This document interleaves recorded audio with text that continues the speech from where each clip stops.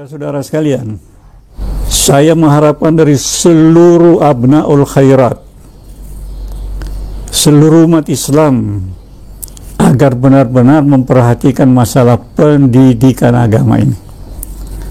Karena kita akan melaksanakan ibadah kepada Allah. Ibadah kita tidak akan bisa dilaksanakan sebelum kita memahami ilmu yang menyangkut masalah ibadah itu. Kita harus mengenal Allah yang akan disembah dan kita akan beribadah kepadanya. Harus kita kenali ma'rifatullah. Nah, di Al-Khairat diajarkan ilmu tauhid. Ilmu tauhid ini tujuannya memperkenalkan kita kepada Allah.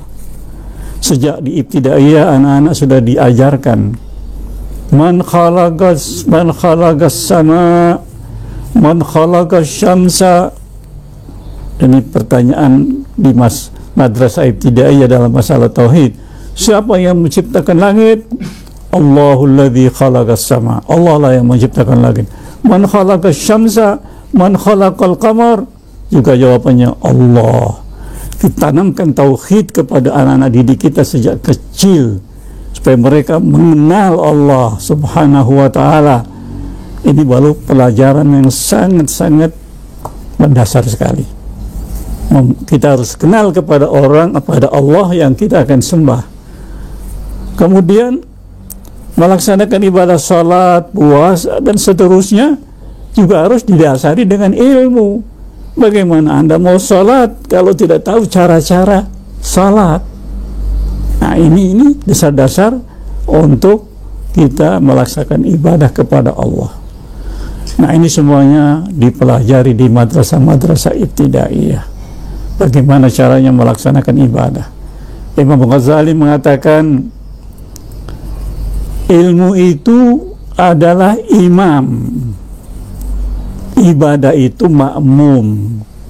Artinya kalau melaksanakan ibadah harus diawali dengan ilmu yang menyangkut masalah ibadah. Bagaimana Anda mau berwudu, bagaimana cara-cara berwudu, bagaimana cara Anda mau melaksanakan salat, ada berdiri, ruku, sujud dan sebagainya, membaca Al-Fatihah. Jadi ilmu adalah sangat penting sekali dalam masalah kehidupan kita, terutama dalam pelaksanaan ibadah kepada Allah, kemudian dalam segala-galanya. Dan Nabi jelas menyatakan talabul ilmi fardhatun ala kulli muslimin wa muslimah. Menuntut ilmu itu merupakan satu kewajiban terhadap orang muslim dan muslimah.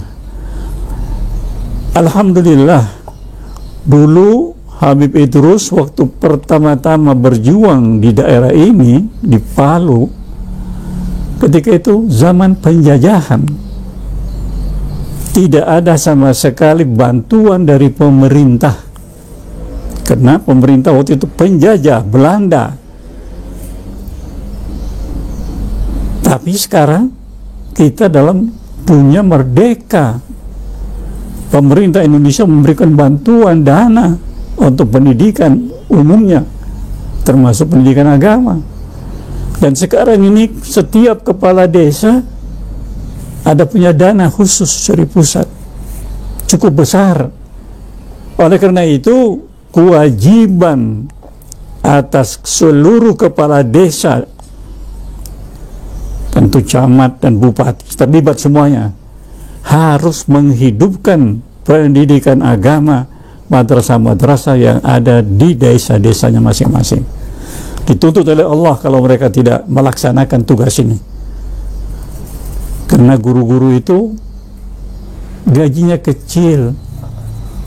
Mungkin kalau madrasah itu punya wakaf yang besar, ya mungkin gurunya mendapatkan gaji yang besar. Tapi banyak sekali madrasah-madrasah kita yang tidak mempunyai wakaf. Ada wakaf-wakafnya kecil, tidak cukup untuk gaji guru. Nah, ini tanggung jawab kepala desa. Dia harus biayai dari uang yang ada dari pemerintah itu untuk madrasah itu harus jalan, dan pendidikannya jalan, dan gurunya harus sejahtera. Kalau tidak, mereka semuanya akan dituntut oleh Allah Subhanahu wa Ta'ala. Sampai sekarang ini alhamdulillah banyak kepala desa, banyak camat, bupati yang masih baik, yang mengerti. Tapi di beberapa tempat juga banyak kepala desa, camat, bupati yang tidak merasa bertanggung jawab, dan itulah nanti akan diperhadapkan di sisi Allah Subhanahu wa Ta'ala.